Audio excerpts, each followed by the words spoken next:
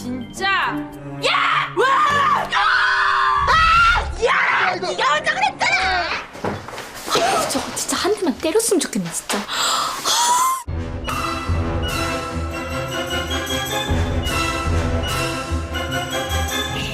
지금 잠깐 회사에 가서 이메일 하나만 보내지. 저녁 한 30분 늦게 먹어도 되잖아. 자기야, 이거 원래 그렇다는데?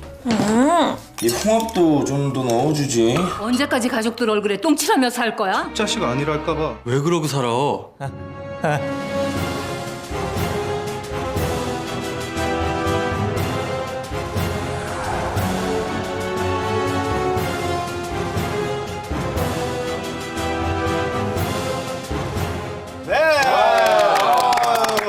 데프콘 역시 뭐 아직은 이래저라는 게 데프콘의 책이기 때문에 그랬던 것 같습니다. 대단히 남네요. 내 옆에는 이상한 사람이 있을까? 네, 많을까? 예, 많죠. 이건 항상 있습니다. 진짜 이상한 사람 항상 있어요. 역시 최근원이 고른 책처럼 네. 이 제목이 세요. 이 제목을 갖다 굉장히 순화시켜서 내 옆에는 왜 이상한 사람이 많을까라고 돼 있는데 여기 하면 이 원작 타이틀이 있어요. 독일 책인 모양인데 네. Voran erkennt man ein Arschloch. 뭐라고 돼 있냐면은 똥꼬 같은 놈을 어떻게 알아보냐. 이상한 사람이 아니라 이상한 사람이 아니라 이제 똥꼬 같은 놈. 우리처럼 똥꼬 같은 이런 어린아이들의 욕이 아니라 정말 남들을 괴롭게 하는 사람들을 인간의 생식기 중에 하나에 비교를 해가지고 이제 똥꼬 같은 놈이라고 얘기를 하는데 그런 사람들을 알아보고 분류하는 방법에 대한 책이다. 분류죠. 예. 세요. 세요. 2019년 부탁드리겠습니다. 자, 여러분들.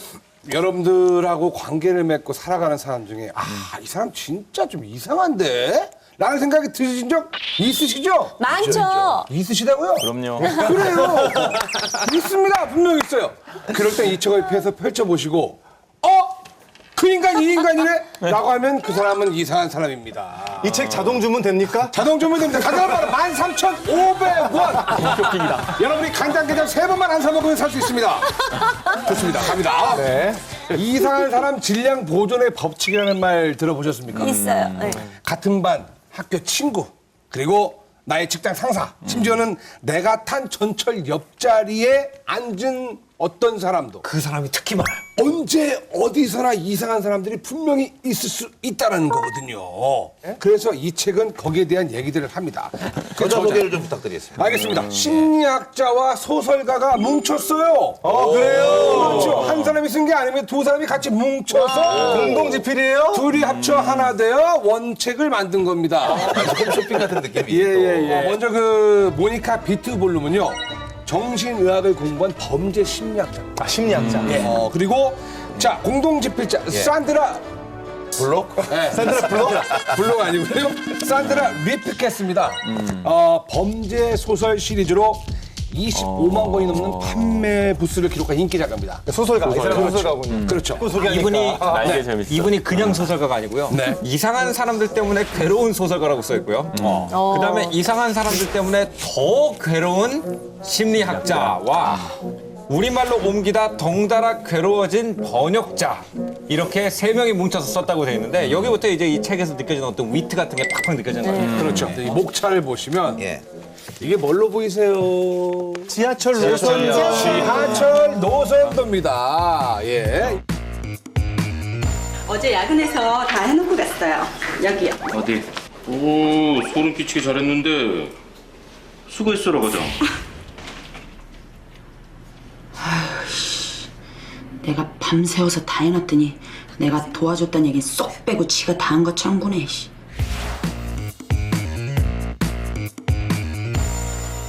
부장님, 일단 우리 회사는 뭐? 여기 일하는 놈들이 맨 놈인데 일을 이따위 해! 일들은 이따위로 하면서 봉급을 받아가!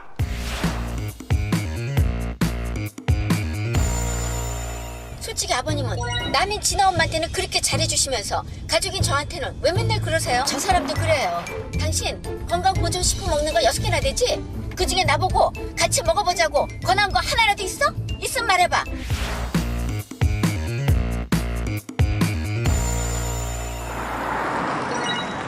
여기 돼야겠다. 여기 가끔 딱지 붙이는데. 가끔 붙이니까 지금은 안 붙일 확률이 훨씬 크잖아. 긍정의 마인드.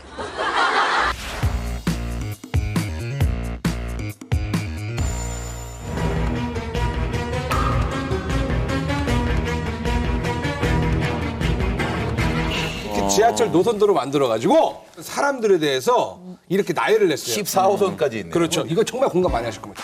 뭐든지 아는 체 하는 사람. 우리 중에 누구죠? 김원우 씨. 아니 그것도 몰라. 저는 뭐 이렇게 그것도 몰라. 진짜 이렇게 많이 하나요? 아는 척하는 게 아니라 많이 아는 거예요. 아 죄송합니다. 네. 뭐든지 아는 체 하는 사람. 제가 또 아는 형이 또 그런 형이 있어요. 어떤 형이요? 제가 아는 동생이 뭔가 이렇게 자기가 준비를 열심히 발표를 하고 있는데 아니 그건 그렇게 하는 게 아니죠. 그 뒤에 나온 에피소드 내용이니까 다음에 이따가 하고요. 아니 이거 요 얘기만 하면은 그리고 계속 읽어줘야죠. 계속 읽어줘야죠. 가장 큰 업적이다. 계속 읽어야 돼요. 조금 더 읽어야 돼요. 왜냐면 그 뒤가 핵심이기 때문에. 제가 도와드릴까요? 이런 식으로 도움이 야차하고. 아니죠. 그렇게까지는 하진 않죠. 그럼 어떻게 합니까? 제가 조금 더 도와드리겠습니다. 웃으면서 사실 그 이 책을 꼭 봐야 되는 이유가 예. 일단 18페이지에 먼저 나옵니다. 우리가 누군가를 이상한 사람이라 규정하는 것은 사실 그 사람을 모욕하는 것과 같다. 그럴 수 있죠. 하지만 우리에게는 충분히 그럴 만한 이유가 있습니다. 그렇게라도 하지 않으면 폭발해버릴 것처럼 힘들기 때문이에요. 이 책이 이거를 꼭 읽어야 돼. 죄송합니다. 제가 이유를 많이 말해주세요. 힘들게 해드렸군요. 아 힘들진 않았어요. 저 아는 형한테 힘들었지. 옆에 있는 형한테는 안 힘들었어요. 아 그랬어요. 예. 미안합니다. 저는 이 책을 읽다가 너무 많아요, 너무 많아. 남의 얘기는 별로 없고 다 내 얘기더라고요. 그래서 그래요? 실제로 이게 나 같은 사람 읽으라고 사실은 쓴 책이구나라는 걸 느꼈어요. 몇 페이지? 39페이지 네 번째 줄부터 보면요. 어떤 남성 운전자가 고속도로를 달리고 있는데 라디오에서 고속도로에 역주행하는 차가 한 대 있으니 조심하라는 뉴스가 흘러나온다. 그러자 그 남자는 고개를 갸우뚱하며 이렇게 말한다. 한 대라고 수백 대는 되겠다. 본인이야 본인. 이게 나야, 이게 나예요. 그러니까 나는 딴 사람들을 보고 아, 저 사람들이 다 이상한 사람들이라고 생각을 하는데 딴 사람을 다 이상한 사람이라고 생각하는 사람은 분명히 자기가 이상한 사람인 그렇지. 거거든요. 그 밑에 이 남자처럼 인격 장애가 있는 사람들은 자신의 이상한 성격 때문에 주변 사람들이 모두 떠나면 다음과 같은 독백을 외칠 도대체 왜 것이다. 이놈의 세상에는 이상한 사람들밖에 없는 거야? 정상적인 사람들 어디 갔어? 본인이 그런데 어디 간 거야? 남들에게 뭐라고 치부하는 거죠. 예. 그 남의 업적을 가로채는 사람들 얘기를 좀 해볼까요? 이제 이런 사람들이 어떤 사람들인지 나오고 그 다음에 그 피해자들에 대한 얘기가 나오고 그 다음에 이런 사람들을 어떻게 극복해야 되는지가 정확하게 나와요. 53페이지에 남의 업적을 가로채는 사람의 세계관은 피라미드와 유사하다. 맨 꼭대기에 올라앉아 상황을 이렇게 주시하면서 내려보는 거예요. 야. 그들은 동료, 가족, 그리고 다른 사람들을 개인으로 인식하는 것이 아니라 자신을 받쳐주는 기반으로 인식한다. 이용 대상. 부럽기도 해, 이런 사람들. 아주 대단한 거지. 근데 이제 이런 사람들은 또 이제 보면 본인들이 이제 입장은 이런 거예요. 54페이지 나오는데 내가 먼저 선수를 치지 않으면 손해를 볼 수 있다고 생각을 하는 거예요. 그래서 나는 항상 그들보다 더 영리하고 더 빠르고 더 거침없어야 한다고 생각을 합니다. 뻔뻔해져야 예. 된다는 거죠? 그래야만 자기는 더 이상 두려워할 필요가 없어지니까요. 아, 여기 보면 단도직입적으로 해결책을 내겠어요. 59페이지 보면 만약 혼자서 이런 부당함에 대응할 수 없다면 다른 사람들을 동원해서 겪은 일을 함께 나누라. 그리고 필요하다면 함께 행동을 취해라. 사장을 찾아가서 남의 업적을 가로채는 사람의 비열한 행동에 대해 알려라. 알려야 된다. 아마도 사장도 사실을 알면 기뻐할 것이다. 난 이거 좀 괜찮은 방법. 근데 문제는 사장이 업적을 가로챈 사람인 경우가 더 많아요. 사장 자신이. 그럴 수도 있겠죠. 그거는 맞네요. 생각보다도 그 조직 안에서 그 정말 사장 또는 회장 같은 높은 사람들한테만 모든 스포트라이트가 가는 경우들은 많아요. 맞아요. 그렇죠. 그러니까 우리가 알고 있는 많은 기업의 업적들을 보면요. 그게 사실 그 안에 있는 연구원들이 다 한 일들일 수도 있잖아요. 맞아요. 하지만 그냥 한 사람, 그 이름 석자의 업적으로 다 정리가 돼버려요. 더 문제는 그게 우리는 세상의 진리고 법칙이라고 받아들여버린 거죠. 자, 어쨌든 뭐 읽으면 이상한 사람 이용뿐만이 아니고 대처법도 나와 있는데 공감이 가는 대처법 좀 같이 한번 읽어보도록 하겠습니다. 뭐든지 아는 체 하는 사람이 있어요. 이상한 사람이 대처가 진짜 힘들어요. 예. 뭐든지 아는 체 하는 사람이 제일 힘든 건 상대방을 일단 배려하지 않는 일방통행식 태도 때문이에요. 한 사람만 말을 하고 상대방은 그냥 닥치고 듣기만 해야 된다면 진정한 소통은 이루어지지 않고 말은 그 취시가 돼버리죠. 맞아요. 그리고 뭐든지 아는 체 하는 사람의 비극은 이게 비극이에요. 비극. 뭐든지 아는 체 하는 사람의 비극은 맞아. 자기는 좋은 의도로 그런다고 자기는 좋은 의도로 얘기한 건데. 맞아요. 야, 너 그거 모르냐? 야, 이거 이렇게 해도 맞아. 내가 좋은 의도로 얘기한다고 뻔히 믿는 이게 비극이라는 거예요. 맞아요. 그렇기 때문에 상대에게 당신의 관심을 잃을지도 모른다는 두려움을 갖지 않아도 된다는 사실을 분명히 밝혀야 된다라고 얘기해요. 그리고 어쨌거나 여기 이 책에서 나오는 해결책은 그 사람을 쉽게 말해서 모른 척하는 얘기가 아니라 충분히 대화를 하면 사실은 인정해 주는 거예요. 그렇죠. 인정하면서 대화를 해서 풀어나가라는 그런 얘기죠. 사실 이 책이 그 한국 사람들한테 딱딱 와닿는 게 많은 이유가요. 독일인들하고 한국인들하고 그 공통 분모가 있어요. 공통 분모. 독일인들이 갈등을 굉장히 싫어합니다. 독일인들하고 한국인들하고 그 공통 분모가 있어요. 공통 분모. 독일인들이 갈등을 굉장히 싫어합니다. 싸우는 걸 굉장히 싫어해요. 민족성 싸움. 그래가지고 예를 들어서 프랑스 사람들은 막 길 가다가 누가 자기 툭 치면은 빡 이러고 가거든요. 그래서 서로 이제 부딪히고. 그래서 이제 프랑스 사람이 독일 사람들의 민족성을 좀 비꼬기 위해서 만든 유튜브 비디오가 이 사람이 이제 독일에 가서 일부러 부딪히려고 하고 다니는데 어떻게 도망을 가는지 독일 사람들이 안 부딪혀? 안 예, 부딪히려고 일부러 이렇게? 그 사람 길에 들어가서 부딪히려고 해도 다 피해 다니는 거예요. 철저하게. 그게 이제 독일 사람들이 가지고 있는 어떤 갈등은 나쁜 것이다라고 어렸을 때부터 배운 게 이제 우리랑 비슷하다는 거죠. 그러다 보니까 남의 공을 가로채도 사장님한테 가서 발로 이르지 않고 그냥 뭐 내가 순진했나 봐 이렇게 넘어가는 것이 독일 사람들이나 한국 사람들 갈등을 싫어한다는 공통점이 있어가지고 이 책이 우리나라 사람들한테도 맞다. 참 맞는 책 아닌가. 저는 이 책에서 되게 재밌는 지점이 아직 지적이 안 됐는데요. 66페이지 한번 보세요. 근데 이건 66페이지만 아니고 다 있는 건데 여기 보면 이렇게 나오잖아요. 뭐든지 아는 체 하는 사람 있으면 그 사람의 첫인상이 나와요. 그러니까 자신감이 넘치고 능력 있고 부지런하고 결단력 있는 사람처럼 보인다. 속지 말라는 얘기지. 이게 보면 다른 영역으로 다 있어요. 화를 잘 내는 사람들 관대하고 포용적이고 진실되고 정직해 보여요. 보이기는 실제로는 아니라는 건데 적군을 구분하는 맞아, 이걸 거죠. 봐야죠. 저는요 이 유형 중에서 진짜 단 하나만 꼽아야 된다면 뭐 너무 공감하실 거예요. 거짓말하는 사람들, 거짓말하는 사람들한테 가장 많은 피해를 당하고 맞아요. 가장 많은 화와 분노를 받는 게 바로 그런 유형들이거든요. 맞아요. 127페이지에 아주 기가 막힌 또 문구가 있습니다. 127페이지. 누군가 거짓말을 할 때 사용할 수 있는 표현은 상당히 많죠. 속이다, 속임수를 쓰다, 사기치다, 구라치다, 뻥치다. 야, 이런 표현들 다 재밌게 들리죠? 하지만 그 거짓말의 대상이 자신이 되면 그 재미는 싹 사라집니다. 라고 나와요.